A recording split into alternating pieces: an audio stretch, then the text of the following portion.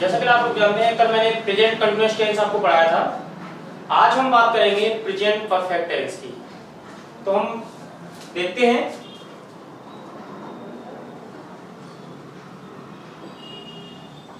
Present perfect tense. Perfect का Hindi means होता है पूर्ण। प्रेजेंट को बोलेंगे हम वर्तमान, और टेंस को बोलते हैं काल, यानी कि पूर्ण वर्तमान काल। हम एक और बात करते हैं, जैसे मैंने आपको बताया था, यानी कि कॉन्टिन्यूअस का मीन्स होता है आपका अपूर्ण, यानी कि इसका मीन्स होगा यह सेंटेंस इनकम्प्लीट होता है। यहां हम बात करते हैं परफेक्ट। परफेक्ट का मीन्स यानी कि यह सेंटेंस कंप्लीट होता है, इसमें कोई भी कार्य होता है वो पूरी तरह से कंप्लीट होता है, और कंटिन्यूअस में इनकम्प्लीट होता है। इनमें दोनों में ही डिफरेंट है। जो कंटिन्यूअस में जो कार्य है वो चलता रहता है, लेकिन इनकम्प्लीट होता है, और परफेक्ट में कार्य कंप्लीट होता है। इसलिए इस सेंटेंस को पूर्ण वर्तमान काल बोला जाता है, या हिंदी में बोल सकते हैं पूर्ण वर्तमान काल, यानी कि सेंटेंस को बोलते हैं। इसकी आइडेंटिफिकेशन होती है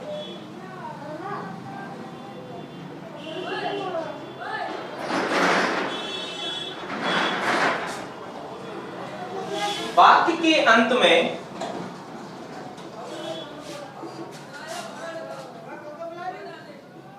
चुका है, चुकी है, चुके हैं, चुका हूं, लिया है, दिया है, खाया है, पिया है आदि शब्द आते हैं।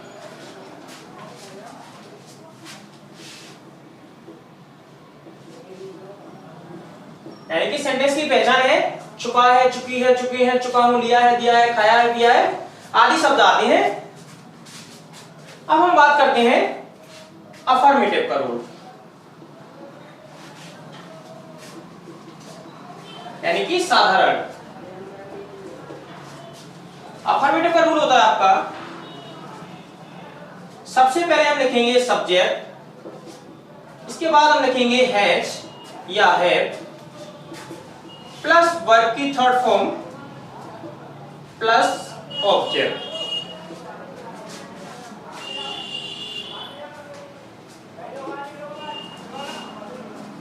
यहां हम नोट में लिखते हैं he, she, it, name। इसके साथ हम लगाएंगे has, you, they, we, I, any to name। इनके साथ हम लगाएंगे have। कहने का मीन्स है सबसे पहले आपको सब्जेक्ट लिखना है। अगर आपका सब्जेक्ट सिंगुलर होगा तो आपको लगाना है सिंगुलर मीन्स यानी he, she, it या किसी का नेम दिया हो।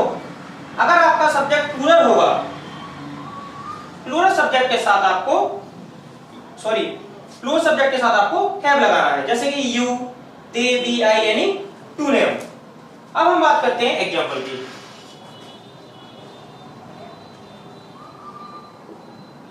मैंने आपका सेंटेंस लिखा वह जा चुका है, वह जा चुका है। हम इस सेंटेंस को इस रूल के अकॉर्डिंग बनाएंगे। रूल क्या बोलता है आपका, सबसे पहले आपको लिखना है सब्जेक्ट। तो आपका सब्जेक्ट क्या है इसमें, वह।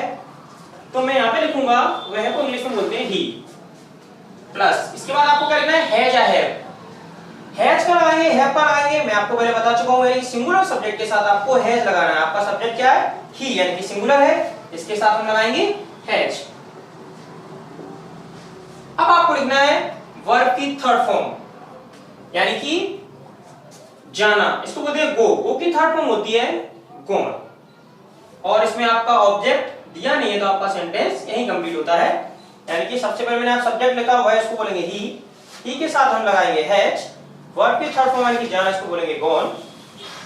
नेक्स्ट देखते हैं, वह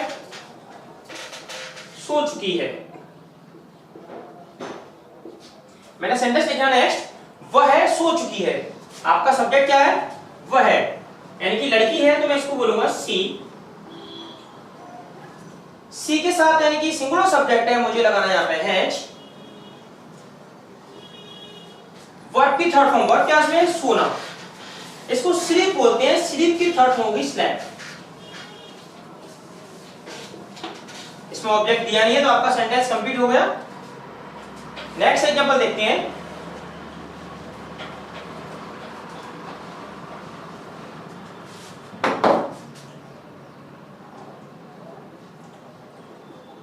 हम बाजार जा चुके हैं।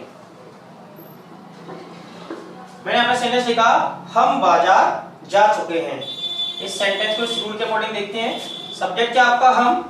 इसके लिए मैं लिखूंगा यहाँ पे वी, यानी कि वी आपका सब्जेक्ट पुअर है तो इसके साथ मुझे लगाना है हैव। अब आपको लिखना है वर्ब की थर्ड फॉर्म। वर्ब क्या आपकी? यानी कि जाना। वर्ब आपकी हमेशा पहचान के साथ होती है जाना। इसको बोलेंगे हम गो। गो की थर्ड फॉर्म होगी आपकी गॉन। गो के साथ को लगाएंगे। ऑब्जेक्ट क्या आपका? बाजार, यानी कि इसको बोलेंगे हम मार्केट।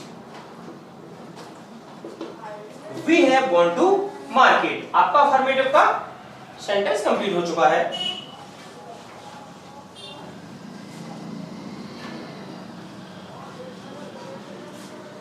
अब हम बात करते हैं नेगेटिव रूल की।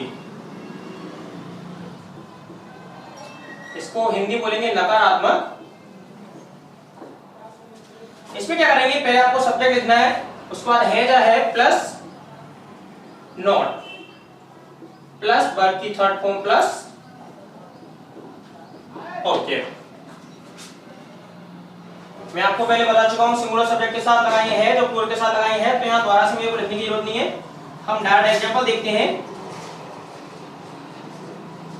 मैंने यहां पे लिखा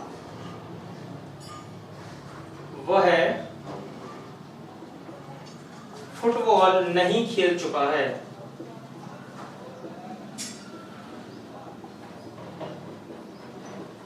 मैंने यहां पे लिखा वह फुटबॉल नहीं खेल चुका है।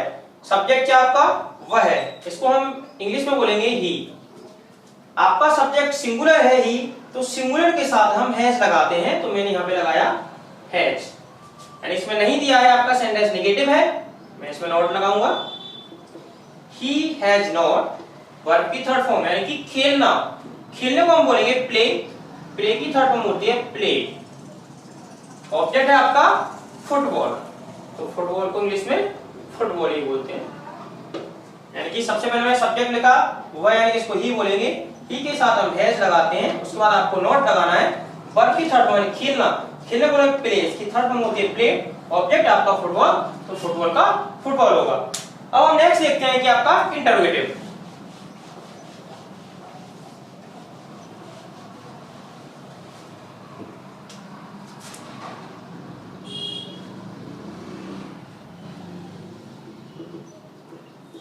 इंटरोगेटिव यानी कि प्रश्नवाचक।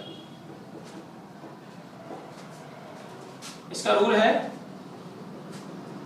सबसे पहले मुझे लिखना है हेल्पिंग वर्ब यानी कि हैज या हैव। उसके बाद हम लिखेंगे सब्जेक्ट। अगर नहीं दिया हो तो हम नोट लगाएंगे, जिससे आपका इंटरोगेटिव प्लस नेगेटिव अलग से नहीं लिखना पड़ेगा। वर्ब की third form plus object plus question mark आपको डेफिनेटली लगाना है। यहाँ पे एग्जांपल देखते हैं।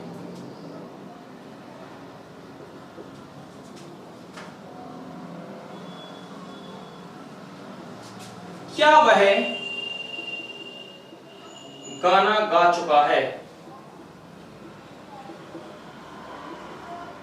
मैंने अपना सेंटेंस लिखा क्या वह गाना गा चुका है, यानी कि हम इस सेंटेंस को इस रूल के अकॉर्डिंग बनाएंगे। यह सेंटेंस इंटरोगेटिव है, इसलिए क्या से स्टार्ट हुआ है, क्योंकि इंटरोगेटिव सेंटेंस हमेशा क्या से स्टार्ट होते हैं।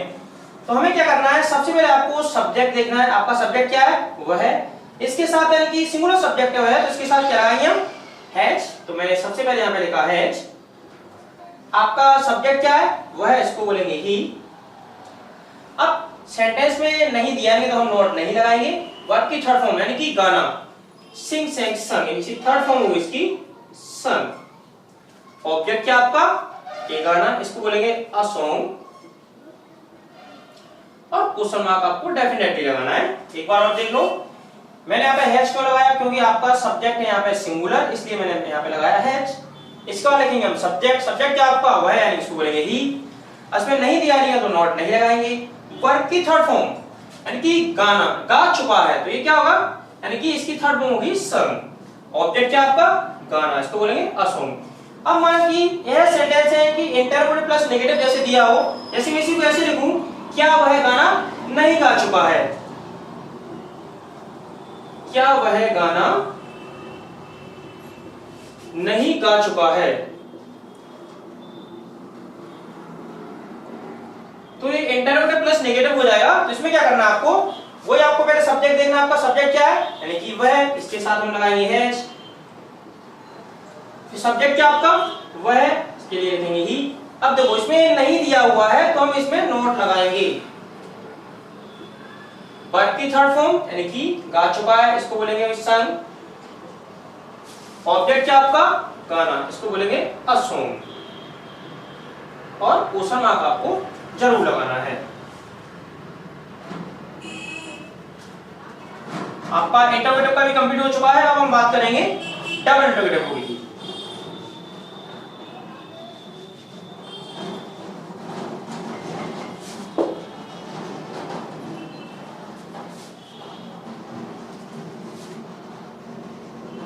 इसमें आपको कुछ नहीं करना है, यानी कि डबल इंटररोगेटिव दूसरा प्रश्नवाचक।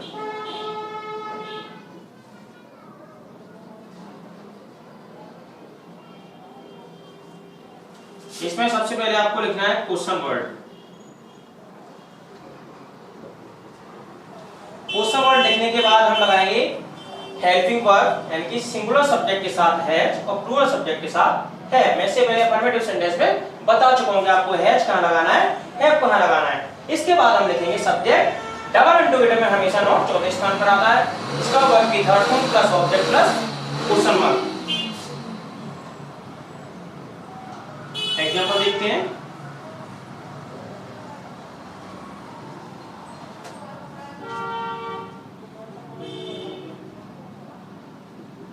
तुम खाना क्यों खा चुके हो।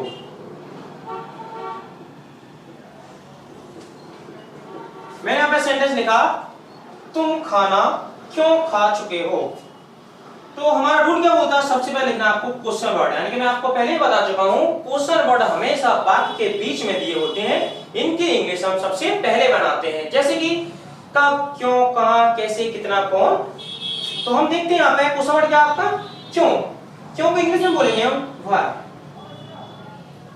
इसके बाद आपको हेल्पिंग वर्ब लगानी है। हेल्पिंग वर्ब यानी कि है या है मैसेज, इसके लिए आपको सब्जेक्ट देखना है। सब्जेक्ट क्या आपका तुम, इसको बोलेंगे यू। यू के साथ आपको हैव लगाना है, तो मैंने यहाँ पे लगाया हैव।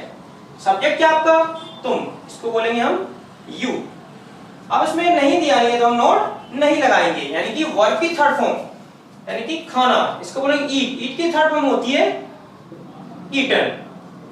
ऑब्जेक्ट क्या आपका यानी कि खाना, इसको बोलेंगे फूड। और क्वेश्चन मार्क लगाना आपको। एक बार और देखो, पहले आपको लिखना है क्वेश्चन वर्ड। क्वेश्चन वर्ड क्या आपका क्यों, इसको बोलेंगे व्हाई। इसके बाद मैंने हैव लगाया क्योंकि आपका सब्जेक्ट प्लूरल है, इसलिए मैंने यहाँ पे हैव लगाया। सब्जेक्ट क्या आपका है तुम, इसको बोलेंगे यू। इसमें नहीं दिया है इसलिए मैं नॉट नहीं लगाऊंगा। वर्ब की थर्ड फॉर्म यानी कि खा चुके हैं, इसको बोलेंगे ईट। ईट की थर्ड फॉर्म ईटन होती है। ऑब्जेक्ट क्या आपका खाना, इसको बोलेंगे फूड। एक और देखते हैं। वह चाय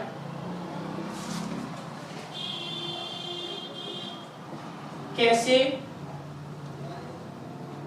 नहीं पी चुका है। मैंने यहाँ पे सेंटेंस लिखा वह चाय कैसे नहीं पी चुका है, यानी कि इसमें क्वेश्चन वर्ड भी दिया है और नहीं भी दिया, तो इसका मीन्स यह sentence double interrogative plus negative होगा। इसमें हमें अलग से रूल लिखने की जरूरत नहीं होगी। तो सबसे पहले मुझे क्या लिखना है क्वेश्चन वर्ड। क्वेश्चन वर्ड क्या आपका कैसे, इसको लिखेंगे हम हाउ। अब आपको लिखना है यानी कि हेल्पिंग वर्ब लिखना है। इसके लिए आपको सब्जेक्ट देखना है, आपका सब्जेक्ट है वह, इसके साथ हम लगाएंगे हैज। सब्जेक्ट क्या आपका वह, इसको लिखेंगे ही। अब देखो सेंटेंस में नहीं दिया है तो मुझे यहाँ पे नॉट भी लगानी है। वर्ब की थर्ड फॉर्म, वर्ब क्या आपका पी चुका है, यानी कि चाय पी रहा है, तो टेक, टेक की थर्ड फॉर्म होगी टेकन। ऑब्जेक्ट क्या आपका चाय, इसको बोलेंगे हम टी और क्वेश्चन मार्क, यानी कि आपका डबल डिविजन भी कंप्लीट हो चुका है। हम बात करते हैं यानी कि मैंने सेंटेंस का प्रेजेंट परफेक्ट टेंस, यानी कि किसी भी टेंस को पहचानने के लिए पहचान की आवश्यकता होती है। अगर हमें आइडेंटिफिकेशन का नहीं पता होगा तो हम किसी भी सेंटेंस को सॉल्व नहीं कर सकते हैं। तो इनकी पहचान आप लोग यानी कि टेंशन ना लें, मैं अच्छे से इसकी ट्रिक बताऊंगा, यानी कि आप 5 मिनट में सारे के सारे टेंस की पहचान याद कर सकते हैं, लेकिन ये सारे टेंस कंप्लीट होने के बाद। तो आज के लिए इतना काफी है, आप नेक्स्ट वीडियो लेक्चर में बात करेंगे नेक्स्ट सेंटेंस की, तब तक के लिए गुड बाय।